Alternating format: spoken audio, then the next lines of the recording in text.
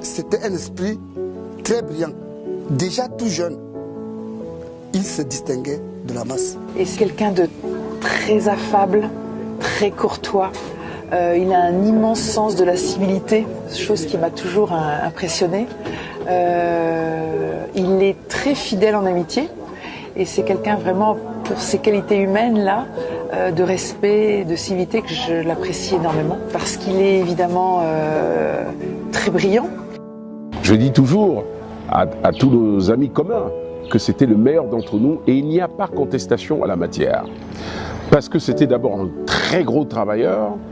Je me rappelle qu'il dormait à peine 5 heures par jour quand nous étions étudiants, aussi bien au Cameroun, depuis le lycée au Cameroun et puis ensuite en France où nous avons continué nos études. Someone whom I knew for several years as a colleague at the University of Yaoundé in Ngouakele and subsequently the University of Yaoundé too in Soa, where we all at one point were young academics. Il ne parlait pas très fort, mais il était vite et il ressentait tout rapidement. Parce que déjà en classe de 4e au lycée de Bafoussam, vu l'injustice des Blancs, parce qu'à l'époque, c'est les Blancs qui nous enseignaient. Il n'y avait pas de Noirs. Les quelques Noirs qu'on pouvait avoir, c'était les professeurs d'éducation physique. Ils s'élevaient déjà contre les injustices que les Blancs avaient vis-à-vis du Noir et contre les professeurs noirs. Something that struck me also about Professor Kamto was his deep sense of fairness and justice, and he would revolt against any instance of injustice. A number of those moments were created especially at IRIC with respect to certain students who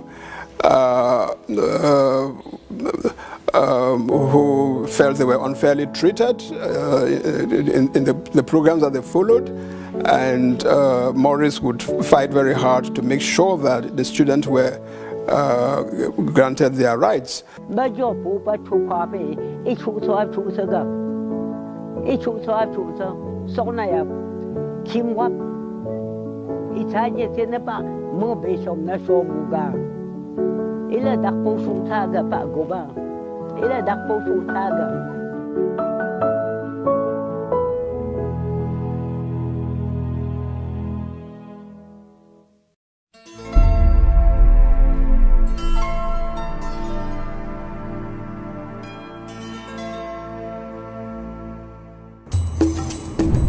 Samuel Wanko, âgé de 32 ans, est député et architecte.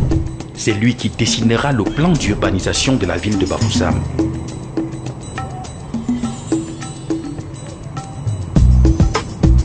Il sera assassiné alors qu'il s'opposait à la loi cadre de fer sur l'indigénisation.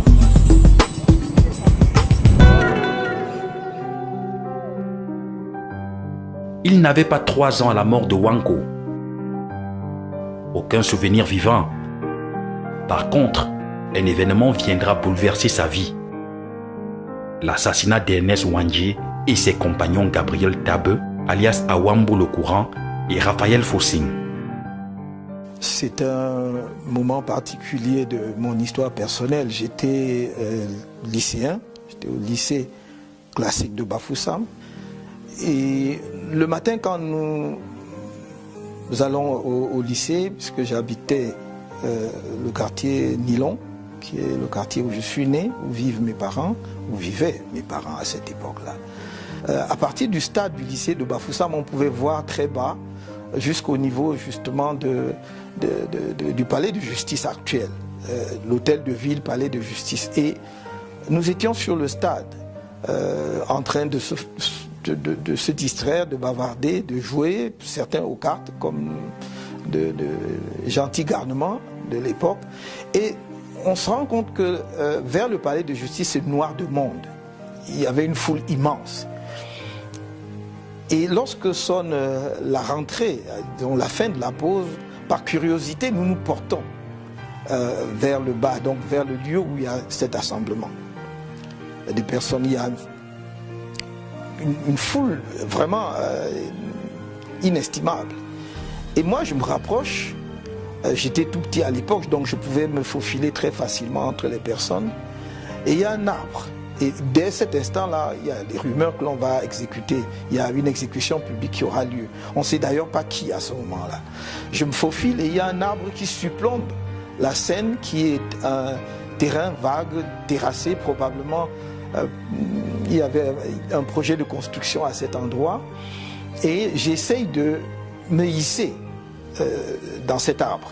Je grimpe. Et d'ailleurs, j'ai eu une frayeur, l'une des plus grosses frayeurs de ma vie, parce que je me rends compte qu'il y a plein de soldats dans cet arbre aussi. Donc, je m'agrippe à une branche et je peux observer toute la scène. Et arrive donc un camion duquel descendent 3 personnes, parce qu'il n'y avait pas que Ernest Ouandié.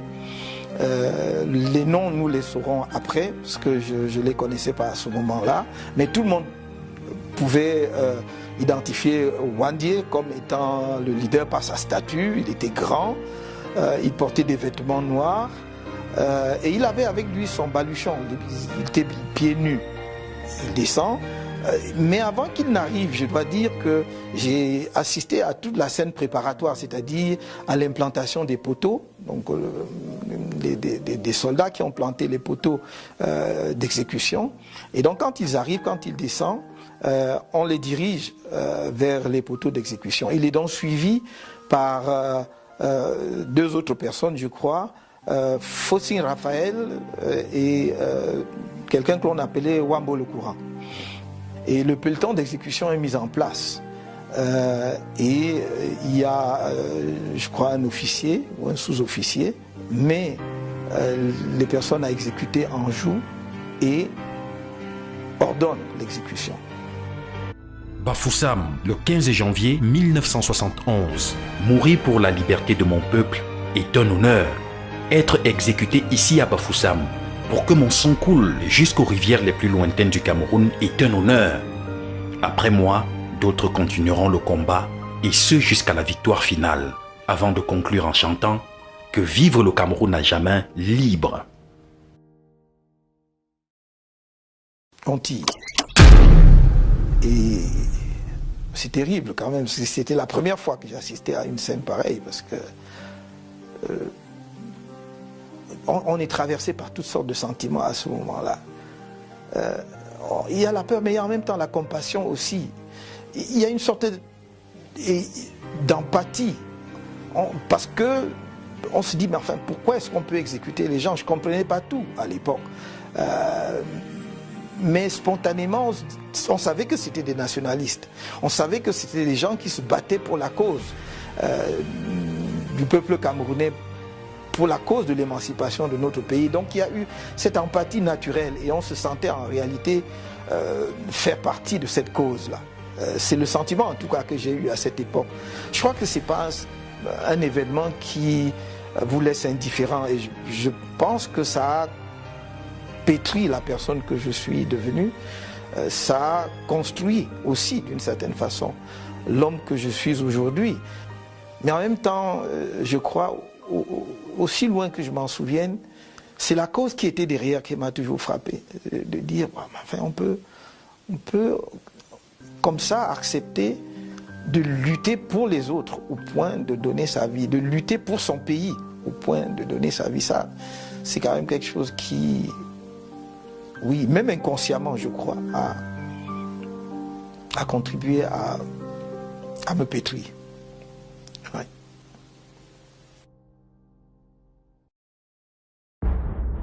Nous sommes dans la région ouest du Cameroun, précisément dans la ville de Bafoussam, chef-lieu du département de la Mifi. Région d'origine de quelques-unes des grandes figures de l'émancipation du Cameroun, ceux-là qui, par leur bravoure et sacrifice suprême, ont conduit le Cameroun vers la décolonisation, a vu naître des héros de ce pays à l'instar d'Ernest Ouandié. Il faut remonter au moins jusqu'à Douala Mangabel, Ngosso Dine et Martin Poussamba pour retracer cette grande lignée des figures marquantes de la lutte pour l'émancipation de notre peuple. Il précède les grands nationalistes, de Ruben Umniobe à Osende Afana, Marthe Moumié, Abel Eyenga, et parmi lesquels figurent en bonne place d'autres fils et filles de cette région de l'Ouest, en particulier Samuel Wanko, Félix Roland Moumié, Mathieu Ndiasep, Célestin Takala, Tabe Gabriel, Raphaël Fotsing et bien d'autres qui ont fait l'ultime sacrifice pour l'honneur de la patrie.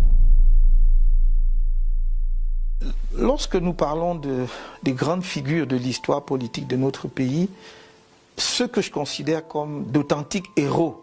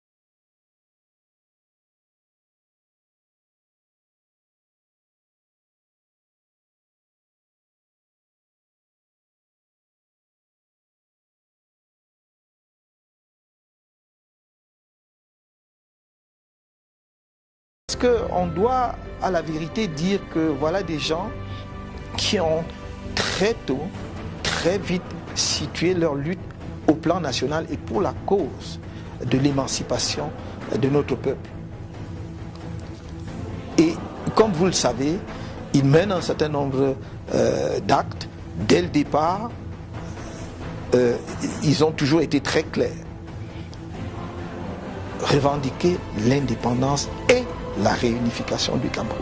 Évidemment, ces quelques personnages dont j'ai cité les noms sont juste quelques figures marquantes de l'histoire du nationalisme camerounais. Et je dois dire d'ailleurs que même parmi les figures marquantes, il s'agit en fait d'une liste essentiellement illustrative. Car derrière ces personnages, il y avait de nombreux autres compagnons de lutte, de nombreux autres héros du mouvement national camerounais, qui, à vrai dire, venaient de toutes les régions du pays. Quand on revisite notre histoire, on se rend compte que le mouvement nationaliste camerounais avait un enracinement véritablement national. Il ne serait pas possible ici d'en dresser une liste exhaustive, à supposer que cela fût possible. De toute façon, il faudra que nos historiens s'y penchent pour faire ressortir justement ceux qui ont donné leur vie pour que nous soyons aujourd'hui un peuple libre, debout et indépendant.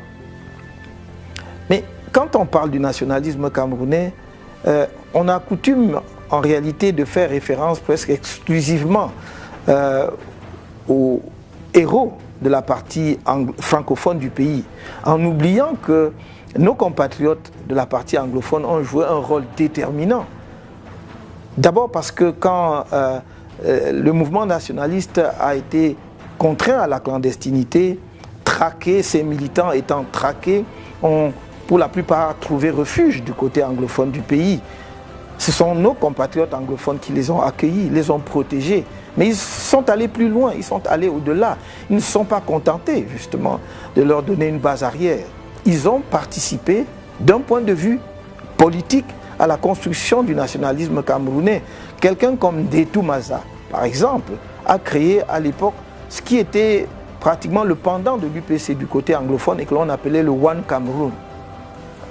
Mais il y a une figure plus marquante que je ne pourrais pas ne pas évoquer ici, celle du docteur John Gufoncha, qui pour moi est véritablement l'artisan de la réunification du Cameroun. C'est le père de la réunification du Cameroun.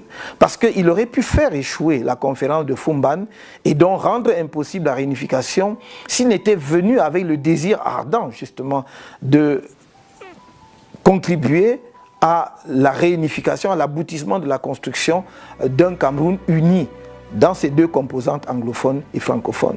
Ce n'était pas la réunification après l'indépendance, c'était l'indépendance et la réunification en même temps. Je crois que nous ne le disons pas assez, nous ne soulignons pas assez cet aspect justement de la cause nationaliste qui a un écho aujourd'hui dans ce qu'on appelle la crise anglophone, parce que pour eux, la partie anglophone du pays, c'est-à-dire le Cameroun méridional, c'est-à-dire la partie sud, et le Cameroun septentrional, dont on ne parle pas assez. C'est vrai que nous avons perdu cette partie de notre territoire. Donc les deux faisaient partie d'un même et seul Cameroun. Les nationalistes camerounais, dès l'origine,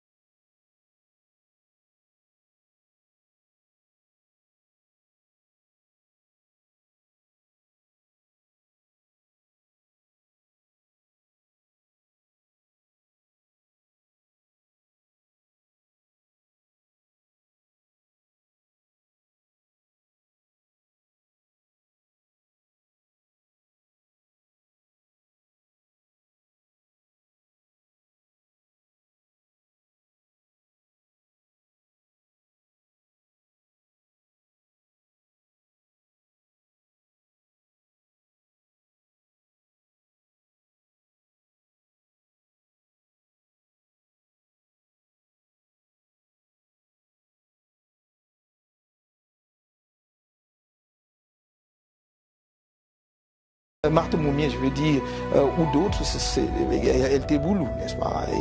Et je revois encore son image lorsque elle se rend à Genève parce que son mari est victime d'empoisonnement, avec une dignité extraordinaire.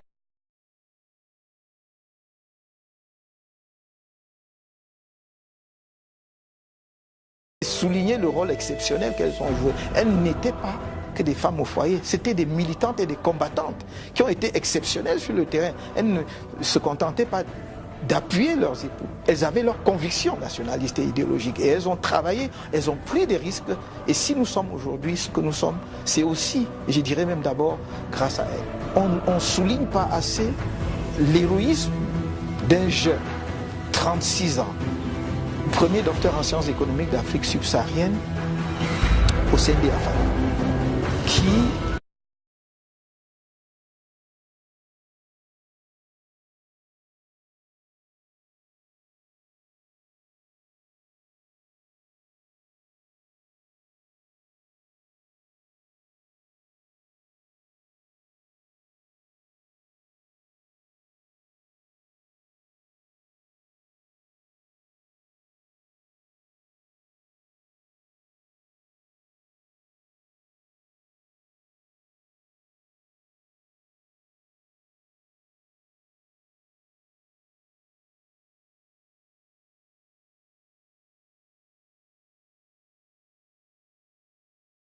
mort. L'héroïsme, c'est dans ceux qui continuent effectivement à travailler pour que notre pays avance en prenant des risques de toutes sortes.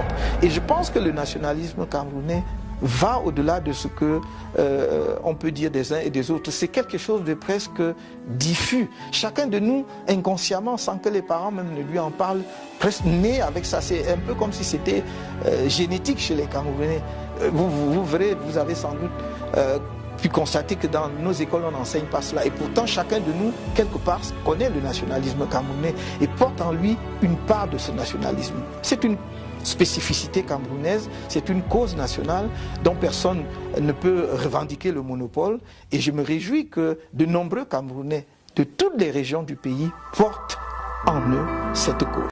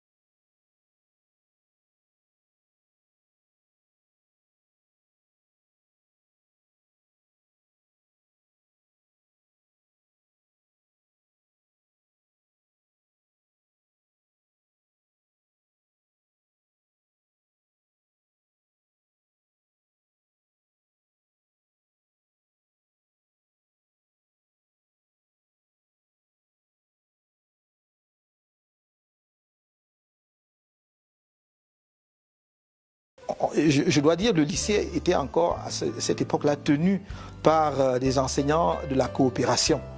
Donc c'était des Français, en très grande partie. Hein. Il y avait très peu de professeurs camerounais à l'époque. Je me souviens qu'on avait un professeur de mathématiques qui était camerounais et c'est presque tout. Et donc j'ai fait le lycée Jos de Douala, ensuite la première et terminale au lycée Jos, où j'ai eu mon baccalauréat au lycée Jos. J'ai eu mon BEPC au lycée classique de Bafoussam, mais mon baccalauréat au lycée Jos. Maurice Kamto était un élève, un camarade qu'on ne peut pas oublier. Nous sommes à deux là-bas à Ezeka. Il y a Momnougi Jacques et moi qui étions dans la même classe que lui. Et chaque fois qu'on en parle, même quand on l'avait nommé ministre, quand on voulait déjà venir le voir, c'est là on avait dit qu'il a démissionné. C'était un meneur d'hommes. Je parle d'un meneur d'hommes au niveau des conseils. Ce n'est pas lui qui était le président de la coopérative des élèves, mais lui, il était un meneur d'hommes au niveau des conseils. Un meneur d'hommes au niveau de la salle de classe. Il était un exemple. Et je pense que cet exemple-là doit se répercuter dans la nation. C'est un exemple que nous devons avoir. And it doesn't therefore come to me as a surprise to hear that with that background, he should be seeking to be President of the Republic. For him to go into politics, it seems quite a natural progression from where he was at the university and in government. I therefore wish him luck in his endeavors. I know that there's going to be a wide field of candidates, and I'm sure the best of those candidates will eventually win. But I also want to say that the nation owes Professor Kamto a great deal when we think of his contribution in the legal team that argued the case for Cameroon before the International Court of Justice. And considering that at first the powers that be tried to exclude him from that team. Nous ne l'avons jamais vu au sein du lycée discuter avec son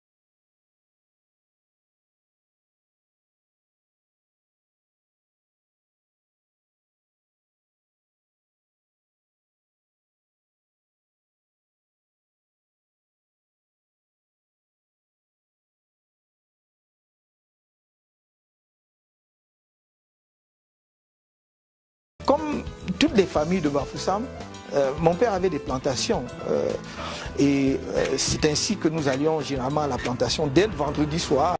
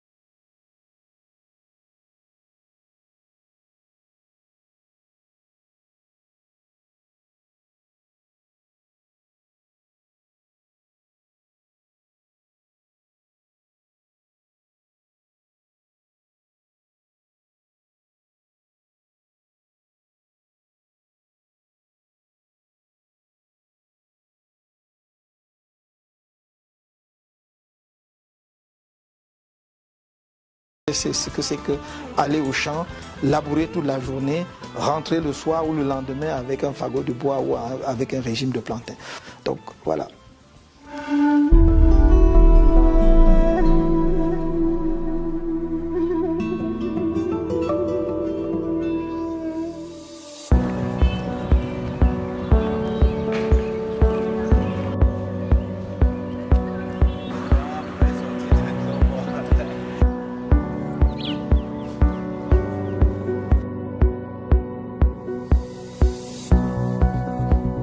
Mon parcours universitaire commence à l'université de Yaoundé, qui était encore la seule université du pays à ce moment-là. Donc nous avons fait ce qu'on appelait à l'époque la licence en 4 ans. Et c'était d'ailleurs généralement licence droit et sciences économiques. Mais j'ai fait l'option droit public et j'ai obtenu ma licence avec une mention bien. Nous étions 3. Donc un autre Camerounais, Jean-Dieudonné Tchama, qui est devenu plus tard diplomate, et un autre camarade qui était nigérien du Niger. Eh bien, Maurice a la foi en la modification, en un avenir meilleur pour ce pays. Il a aussi cette empathie nécessaire qui l'amène à se soucier des misères et des malheurs de ses compatriotes. Je l'ai connu dans ses engagements qu'on peut qualifier déjà de politique lorsque nous étions étudiants dans les années 70 à l'université de Yaoundé. C'est quelqu'un qui a pris part aux mouvements estudiantins lorsqu'il a fallu contester ou revendiquer certaines transformations dans la loi, par exemple, de Dame Joya qui modifiait le régime des licences à l'université du Cameroun. Déjà à cette époque, il s'était engagé. C'était peut-être quelque part une sorte de prédestination de ce qu'il va devenir plus tard. Il y a eu un épisode extrêmement important de ma vie. Je suis déjà en 4e année, parce que la licence à ce moment-là se faisait en 4 ans. Donc je suis en 4e année de licence en droit public et on fait la réforme de la licence et on ramène la licence de 4 ans à 3 ans. On l'applique à la faculté de lettres et à la faculté des sciences, mais pas à la faculté de droit et des sciences économiques où j'étais étudiant. Je n'habitais pas le campus universitaire, j'habitais à Essos. J'arrive le matin et l'information est portée à notre connaissance. Et beaucoup d'étudiants, surtout nos cadets, sont frustrés en disant « Enfin, pourquoi nous devons-nous faire notre licence en 4 ans et nos camarades des facultés de lettres et des facultés de sciences en 3 ans. Surtout qu'à la sortie, nous présenterons les mêmes concours, mais eux, ils auront eu leur diplôme en 3 ans et nous, 4 ans. C'est injuste.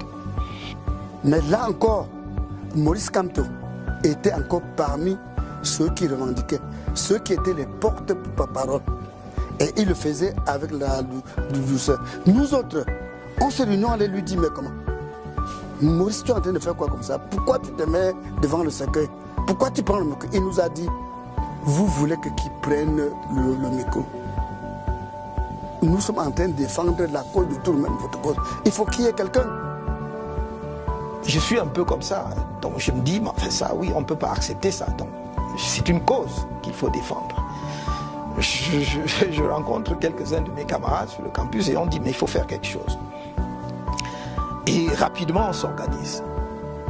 Et on dit, nous voulons que la règle de 3 ans en licence s'applique en faculté de sciences économiques, en faculté de droit et de sciences économiques.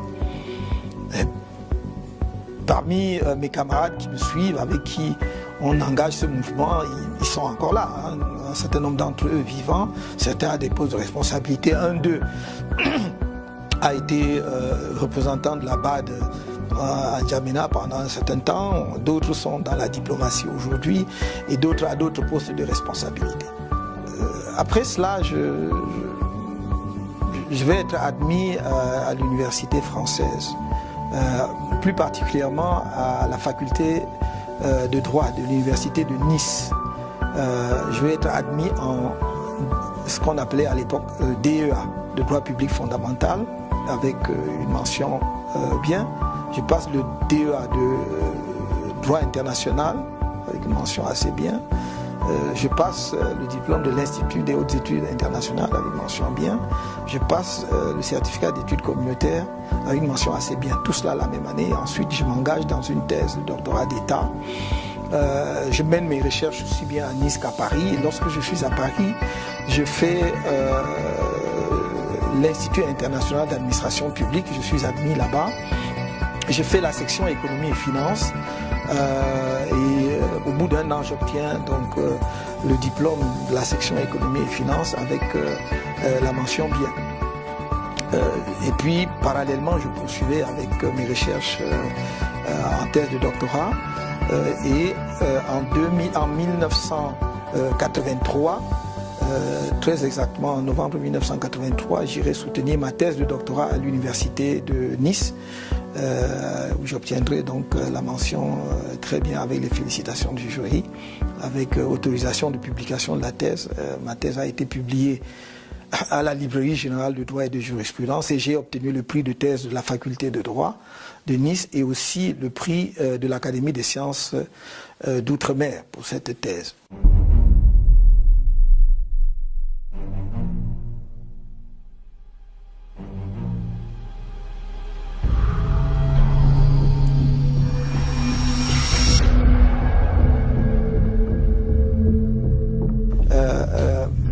Hubert Monondiana écrit un livre qui s'intitule « L'idée sociale chez Paul Biya ». J'avais déjà à cette époque-là l'habitude d'écrire dans les journaux.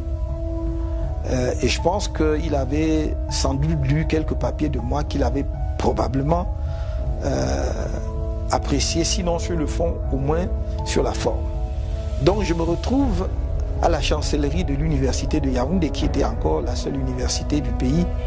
Et il m'interpelle et il me dit, mais est-ce que, on se croise, donc il me dit, est-ce que vous pouvez rendre compte de mon ouvrage, l'idée sociale chez Paul Biya? J'ai dit volontiers. Peut-être croyait-il que j'étais journaliste d'ailleurs. Et j'accepte de le faire et je lui dis, à condition que j'ai la liberté de dire vraiment ce que j'en pense. Il dit, pas de problème. Je vais lire l'ouvrage et plus je lis, plus je suis abasourdi. Non seulement l'ouvrage vantait les mérites de l'action sociale, ou plutôt de l'idée sociale du président de la République avant la moindre réalisation. Mais l'ouvrage avait un passage qui m'a fait froid dans le dos, où il disait, je cite de mémoire, « Préserver les appareils répressifs de l'ancien régime pour les retourner contre tout ce que l'on soupçonne d'être contre le renouveau. » Et là, lisant cela, d'un enseignant d'université, philosophe de surcroît, j'étais catastrophé parce que je suis d'une génération qui, alors que nous étions étudiants, suivions les crimes de Pol Pot au Cambodge. Les Khmers rouges ont tué plus de 3 millions de Cambodgiens parce qu'on les soupçonnait d'être contre le communisme. On les soupçonnait d'activités anticommunistes. Et voir que, après l'avènement du nouveau président de la République, seulement 2 ou 3 ans après, un universitaire camerounais défend une telle idée me paraissait quelque chose non seulement d'inimaginable mais d'insupportable. Donc je fais mon compte rendu qui est publié en plusieurs temps dans le journal Le Messager. Dès cette époque, nous étions de ceux qui pensaient qu'il fallait tirer vers l'avant le train de la démocratie. Et quand je lis dans l'ouvrage d'un enseignant d'université qu'il faut préserver justement les appareils répressifs pour les retourner contre ce que l'on soupçonne d'être contre le renouveau, je dis c'est là on est en train d'emprunter la mauvaise pente. Et donc quand mon commentaire de son ouvrage pareil, il n'est pas du tout content. Je ne sais pas comment ça se passe. Sans doute travaillait-il avec les services de renseignement camerounais qu'on appelait la DIRDOC à l'époque, qui est aujourd'hui la DGRE. je suis dans la résidence, la maison que je partageais avec certains de mes copains. À l'époque, nous étions encore célibataires, donc on avait un immeuble à la SIC qu'un de mes amis qui était assureur aussi louait et qu'on partageait. Il y avait plusieurs chambres. Je suis donc dans cette maison un vendredi soir quand un agent de l'IRIC, puisque j'enseignais à l'Institut des Relations Internationales du Cameroun, arrive accompagné de 2 personnes. Et ces personnes s'introduisent, enfin on les introduit dans la maison et ces personnes se présentent de façon très courtoise, très polie. Ils me disent, le grand patron veut vous voir. Ah. Moi, je dis, le chancelier, parce que pour moi, le grand patron, pour moi, ne pouvait être que le chancelier, parce que mon patron, c'était le directeur de l'IRIC, et au-dessus de lui, il y avait le chancelier, donc je ne pouvais pas voir plus loin. Il me dit, non, non, non, le président de la République. Je tombe des nues, comme vous pouvez imaginer. Moi, le président de la République veut me voir, il me connaît. Enfin, tiens, ah oui, monsieur, il vous connaît, le président veut vous voir. J'étais en bras de chemise, et je me suis dit, par politesse, on ne se présente pas au président de la République en bras de chemise. Je leur dis, donnez-moi 1 minute, je vais mettre quand même une chemise, une cravate et une veste. Donc je vais m'habiller à peu près correctement. Ils me prennent, et je me rends compte que, au lieu de se diriger vers le palais, on se dirige vers le lac. Et je leur dis, mais enfin, où est-ce qu'on va exactement? Et là, la politesse, la courtoisie dont ils faisaient preuve jusque-là disparaît. Et ils deviennent menaçants, presque insultants. Ah oui, monsieur, pour qui vous prenez-vous? Voilà, hein, vous écrivez des choses, et vous insultez le président de la République et tout. Donc, ils m'amènent à ce qui est aujourd'hui la DGRE. Parce que je crois que ça devait être à l'époque le DIRDOC, comme on l'appelait. Donc, enfin, je vous passe les détails parce que c'était long quand même. On m'a interrogé très longuement. Et à la fin, on me dit, attendez, donc on me fait attendre à côté. Et quelqu'un me reprend dans la voiture et on m'amène donc à la BMM. Quand j'arrive, le commissaire m'accueille, il m'interroge. Il dit, comme ça, vous passez votre temps à écrire, hein, à écrire et à tenir des propos injurieux à l'endroit du chef de l'État. J'ai dit, mais où est-ce que j'ai tenu des propos à l'endroit injurieux à la place du chef, à l'endroit du chef de l'État? Simplement parce que j'ai dit que non, on ne peut pas exalter la politique sociale du président de la République puisqu'il ne l'a pas encore mise en œuvre. Attendons qu'il ait mis en œuvre, on va faire le bilan et on va exalter. Mais pour l'instant, je ne vois pas. Il a développé peut-être des idées qui deviendraient des réalisations. Pour l'instant, il n'a pas encore mis en œuvre et on a trouvé que j'avais injurié le chef de l'État. Enfin, il y avait d'autres choses. Et il m'ordonne avec autorité, déshabillez-vous. Et donc, j'étais complètement nu. J'avais gardé quand même mon sous-vêtement, enfin, je veux dire mon slip pour parler très simplement que tout le monde puisse comprendre ce que je veux dire. Donc on m'a permis de garder cela. On m'amène dans ma cellule et c'était une cellule cimentée, mais on avait versé de l'eau sur le sol. Et on m'a demandé de me coucher là, c'était ma cellule. Donc je vais passer vendredi, samedi, dimanche là-bas. En fait, ce qui me fait sortir finalement, c'est que enseignant à l'IRIC, j'ai dirigé beaucoup d'étudiants, parmi lesquels des étudiants étrangers. Et parmi mes étudiants, il y avait des étudiants béninois, entre autres. Et le lundi suivant qui suivait mon arrestation, c'est-à-dire j'ai été arrêté un vendredi, alors que le lundi, on devait commencer dans la session de soutenance des mémoires. Et on arrive le lundi. Un de mes collègues, qu'on vient de nommer d'ailleurs membre du Conseil constitutionnel, est président du jury. Je devrais le nommer parce que je ne crois pas que ce soit un secret d'État. Le professeur Bipoun est président du jury. Et il pose la question, mais où est le professeur Kamto? Parce que c'est lui le directeur, on ne peut pas organiser une soutenance de mémoire sans le directeur, celui qui a encadré les étudiants. Et évidemment, les gens lui disent non, non, on peut le remplacer et tout, parce qu'il n'était pas question qu'on insiste outre mesure sur mon cas. Et personne ne savait où j'étais, à part l'agent de l'université qui avait amené, l'agent de l'IRI qui avait amené ces gens-là chez moi, qui savaient que finalement on m'avait amené à la Dirdong. Et évidemment, un bon universitaire qui respecte la déontologie universitaire ainsi que les franchises universitaires, le professeur Bipoun leur dit de toute façon, on ne peut pas organiser une soutenance sans la présence des directeurs. Par conséquent, ça ne se fera pas, je ne le ferai pas. Et donc, et je dois lui rendre justice et hommage de cela. Et donc, les soutenances n'ont pas eu lieu. À partir de là, les étudiants béninois qui devaient soutenir, parce qu'après ils devaient rentrer chez eux, vont se plaindre à leur ambassade en mission diplomatique. Donc l'affaire commence donc à faire grand bruit, à gagner les missions diplomatiques et remonte. Donc c'est comme cela que l'on, pour ne pas que ça prenne d'autres proportions, que l'on ordonne ma libération. Donc je suis libéré et je peux donc à partir de, je crois, mardi ou mercredi, prendre part aux soutenances de mémoire à l'IRIC pour libérer les étudiants.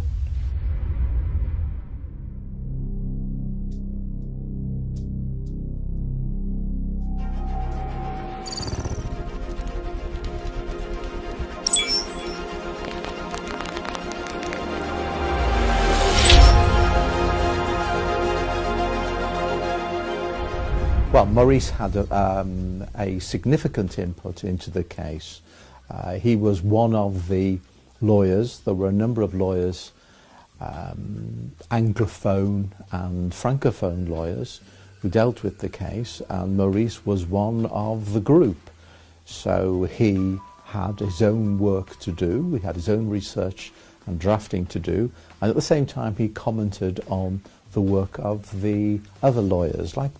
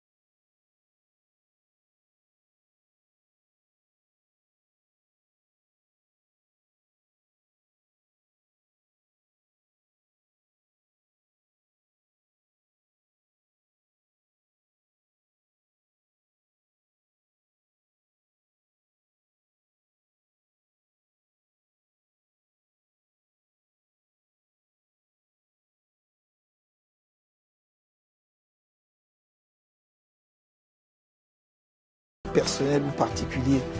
Et c'est pour cela que je n'ai jamais mis ce que nous avons fait dans l'affaire Bakassi en avant.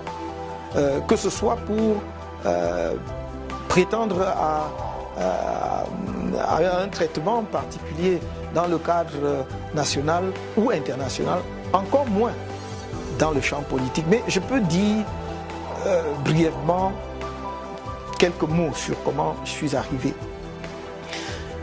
Je suis à l'amphithéâtre à l'université de Douala en 1994, lorsque le doyen me fait appeler en me disant qu'il y a un appel de Yaoundé et que l'on voudrait me parler. J'y vais et c'est le ministre des Affaires étrangères de l'époque, le ministre d'État Ferdinand Oyono,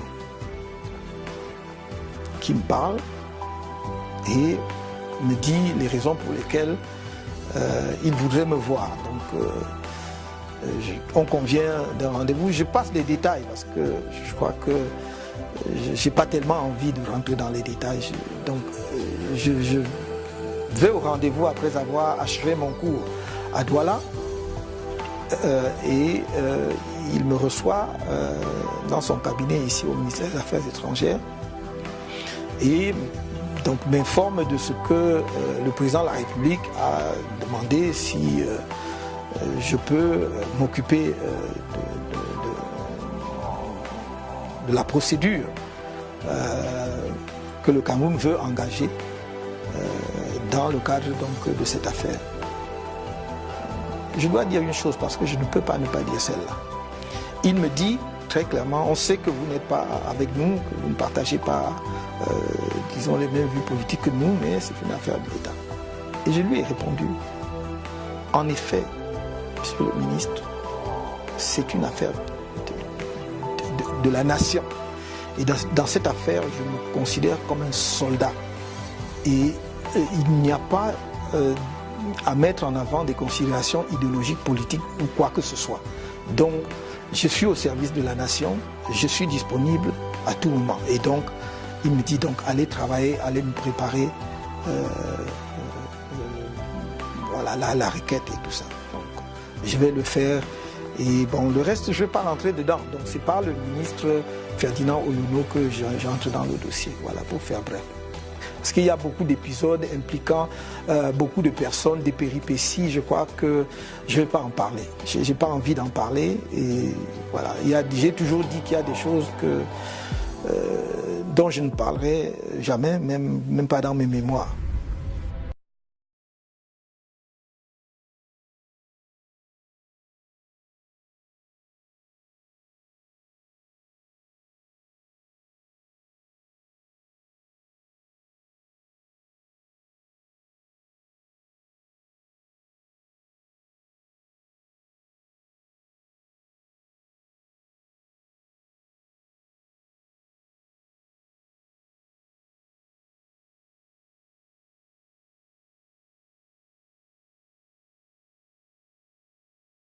Démarche en ce sens.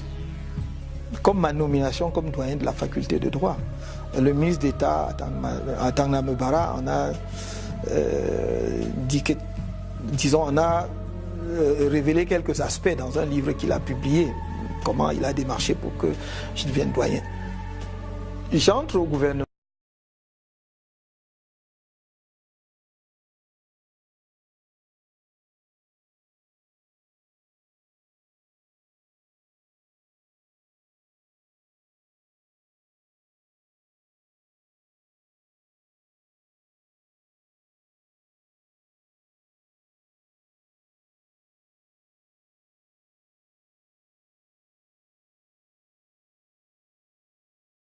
Et il apparaît manifestement, à mes yeux en tout cas, que c'était étroitement lié justement à l'affaire Bakassi.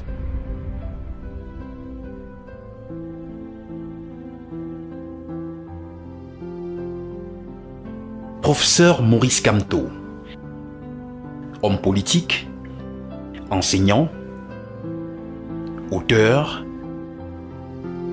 père, l'homme a plusieurs casquettes et sous chacune d'elles, il donne le meilleur de lui. L'expertise du professeur va au-delà des frontières nationales et tout porte à croire que Maurice Kamto n'a pas fini de faire parler de lui et de se battre pour hisser son pays, le Cameroun, au sommet.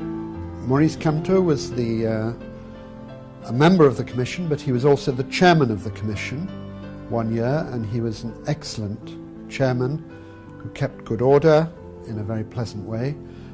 His topic in particular was a human rights topic about the expulsion of aliens, the expulsion of foreigners, and how if foreigners were expelled it has to be done in accordance with human rights. So we worked together closely on that topic, but on many other topics on the International Law Commission. All questions of public international law. J'ai eu d'ailleurs à pratiquer comme avocat devant les tribunaux camerounais 2 fois.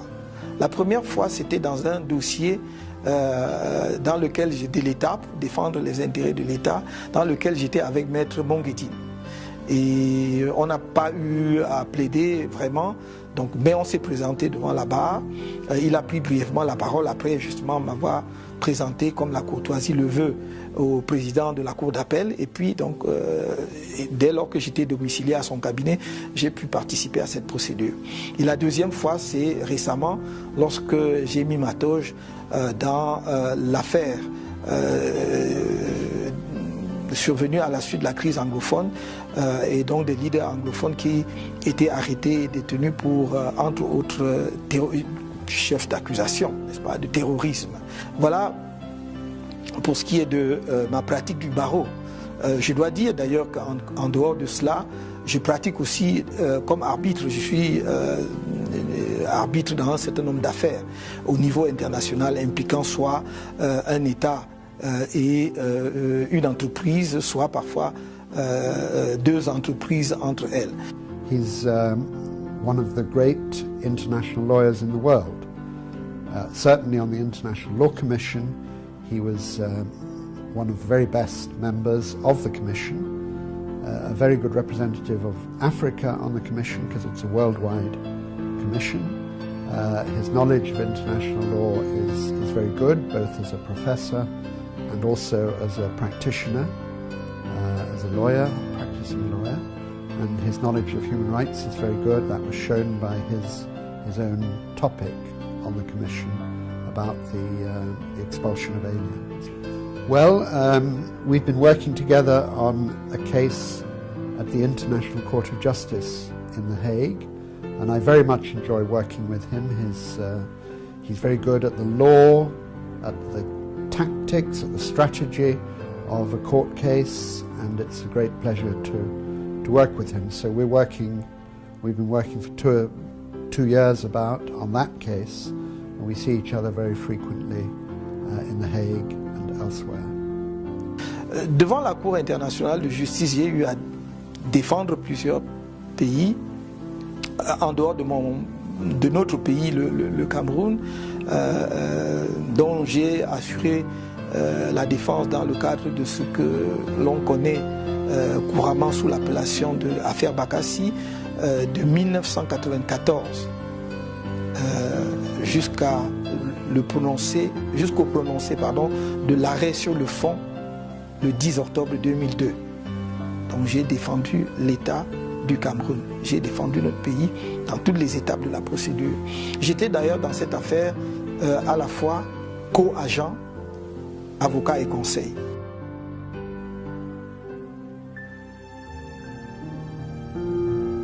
Ses proches collaborateurs sont d'avis unanimes sur la rigueur, la constance et la détermination qui caractérisent sa méthode de travail et le charisme qu'insuffle le personnage. Lorsque je reviens au Cameroun en 2005, avec quelques amis, nous travaillons à mettre sur pied un groupe de réflexion qui analyse les raisons des échecs successifs de l'opposition. C'est d'abord un travail académique qui est fait en groupe. Il est mené et nous arrivons à des conclusions que nous transformons en action politique.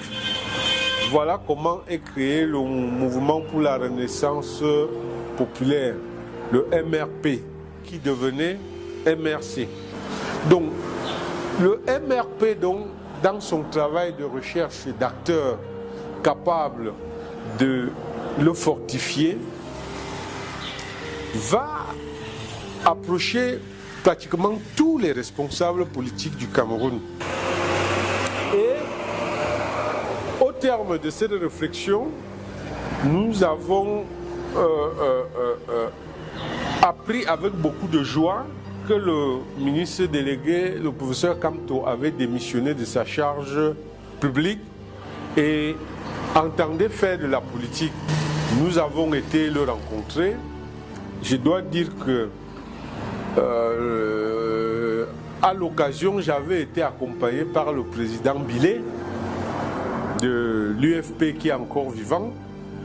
On a discuté avec le professeur Kamto qui nous a clairement dit que son objectif n'était pas d'être nécessairement le leader de ce mouvement, mais son souhait était de voir se mettre en place un mouvement politique crédible avec des personnes sérieuses.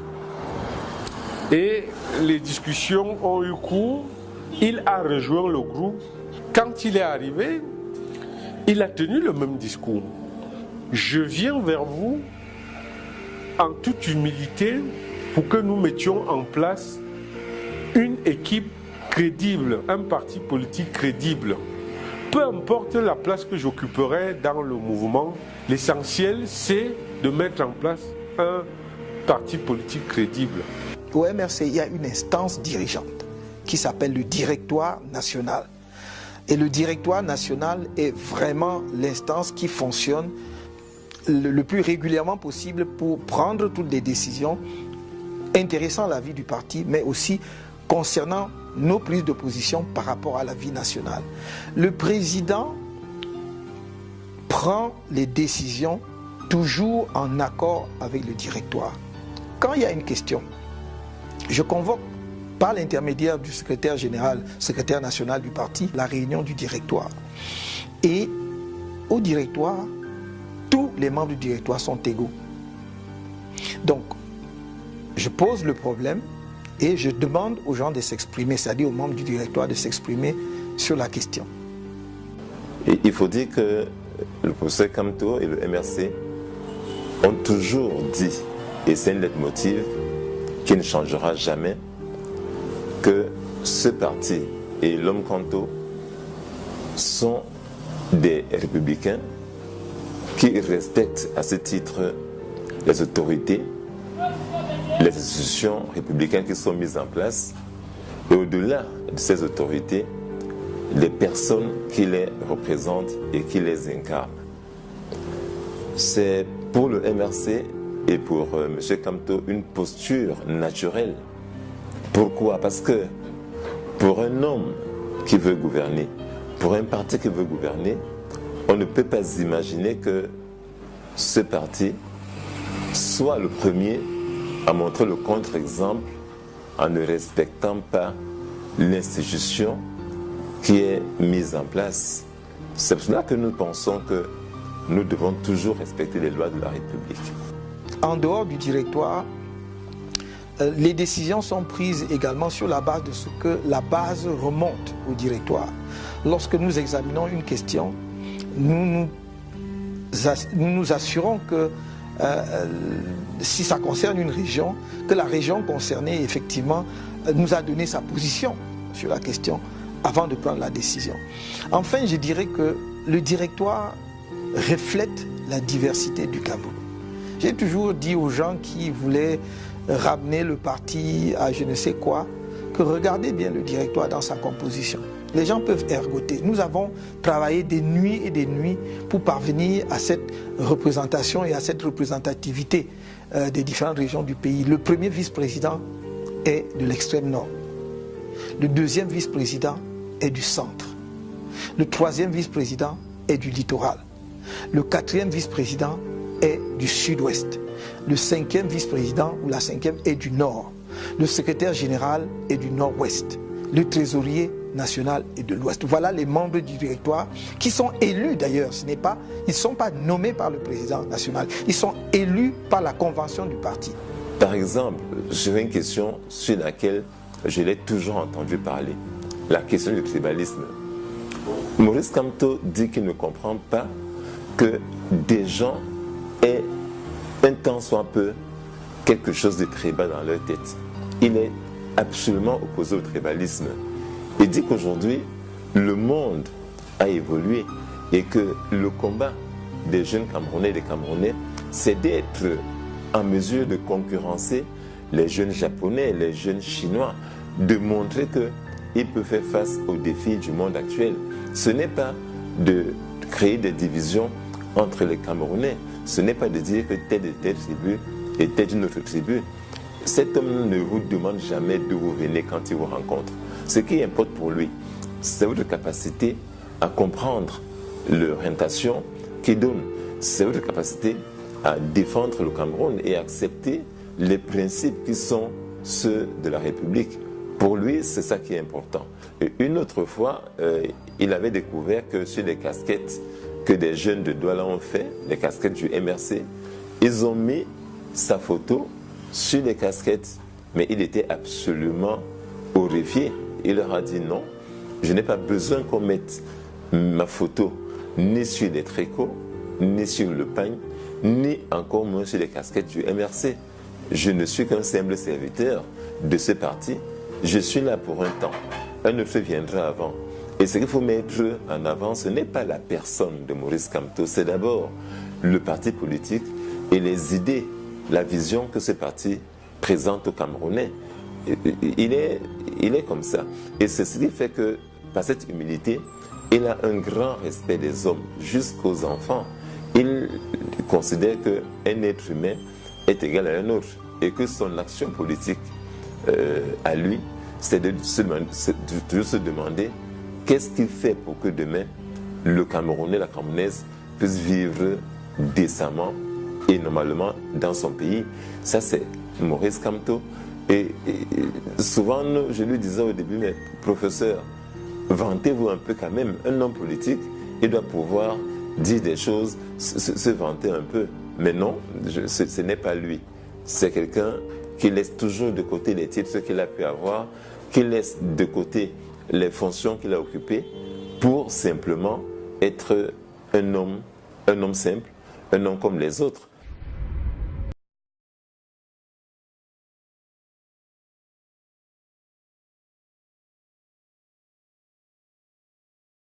J'ai l'occasion souvent de lui dire à chaque fois que je le rencontre, et je le retrouve plutôt que je le revois, c'est de lui dire que sa thèse de droit, droit et pouvoir du droit en Afrique noire francophone, m'avait fascinée quand j'étais jeune étudiante, et que toutes les lectures que j'ai pu faire de Maurice Kamto, ses autres ouvrages comme ses articles m'ont toujours absolument fascinée.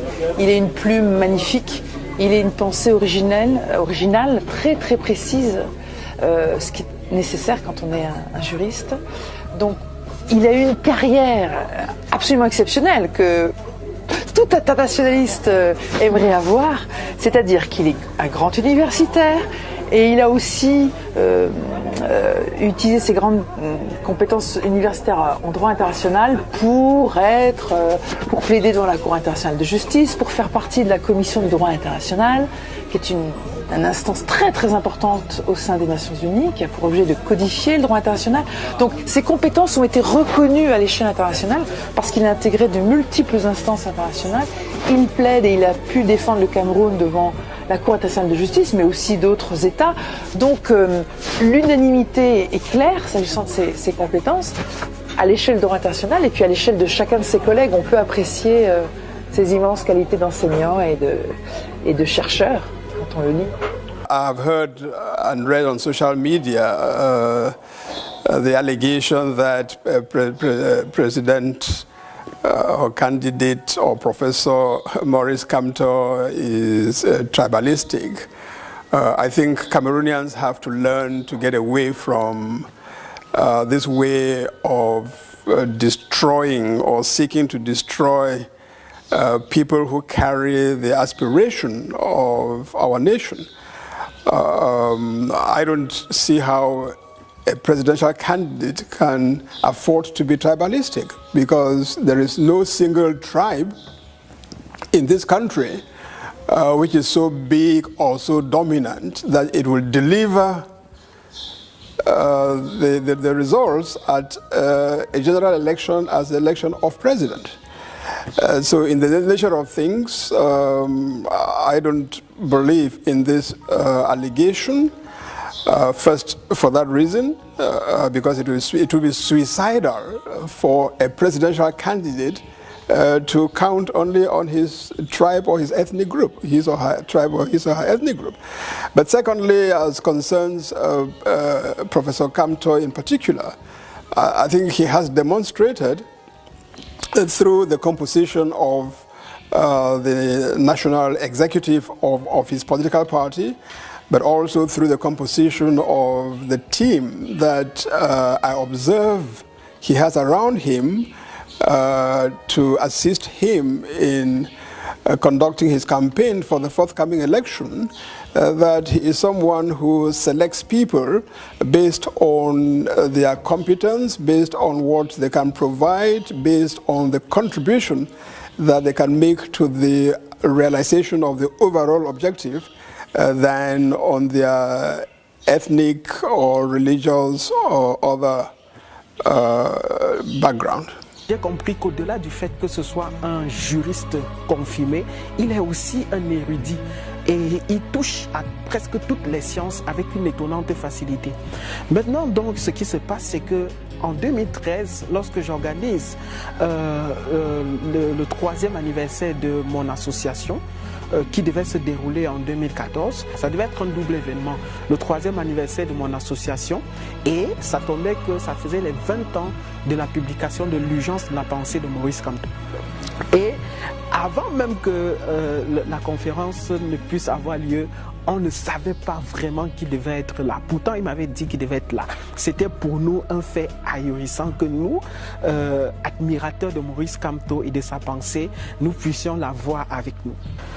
Nous organisons la conférence et le professeur Kamto est là et il est dans l'assistance. Il nous a écoutés parler de son ouvrage, l'urgence de la pensée, critiqué, apprécié, et après il s'est levé et il a pris la parole.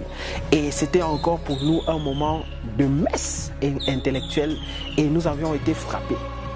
Ce qui m'a marqué encore lors de cette journée, c'est que le professeur Kamto a sorti de sa poche le dernier exemplaire qui existait de son 2e livre après l'urgence de la pensée, Déchéance de la politique. Ça a été publié en 1999 aux éditions Mandara. Il a dédicacé ce livre et il me l'a remis comme cadeau en tant que président de l'association, et il me motivait dans l'ambition qui était la mienne et celle de mes camarades de mettre en marche ou bien de prendre le relais de l'activité intellectuelle. Alors le 10 février, en patrouille sur les réseaux sociaux, notamment sur WhatsApp, je remarque le partage répétitif d'un lien menant à une vidéo, soi-disant le discours du président d'un parti politique camerounais. Donc au départ, ça ne m'intéressait pas du tout, parce que voilà, je me disais ça va me bouffer les mégas pour rien. Mais plus les gens partageaient, plus je me posais la question, mais de qui parle-t-on? Et puis voilà, j'ai cliqué sur le lien. D'entrée de jeu, quand j'ai commencé à écouter le personnage, son attitude face à la caméra et surtout le contenu de son message, j'ai été bluffée. Et voilà comment j'ai découvert Maurice Kamto. J'entendais parler de lui, mais sincèrement, ça ne m'intéressait pas. C'est après l'avoir entendu le 10 février que j'ai été accrochée. Depuis que j'écoute les discours des hommes politiques, je dois dire que c'est de loin celui qui m'a le plus marqué. C'est la chronologie qui est déballée dans ce discours. Déjà, au départ, il situe la jeunesse. Il nous présente effectivement que nous sommes, je peux appeler ça dans un gouffre parce que c'est ce qui est. Mais il nous donne espoir par la suite en nous présentant le chemin par lequel il nous fera passer pour atteindre le succès, pour atteindre l'émergence, ou alors pour changer le visage, notre visage, pour changer le visage de la jeunesse. À travers son propos, on sent une personne qui est proche de la jeunesse, qui l'écoute au pas et qui l'observe.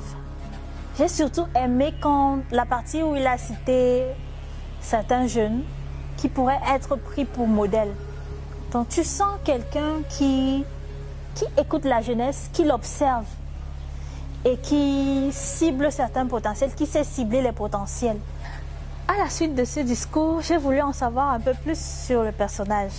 J'ai donc fait des recherches et j'ai été vraiment touchée par ce que j'ai découvert. J'ai la ferme conviction que ce projet sera réalisé.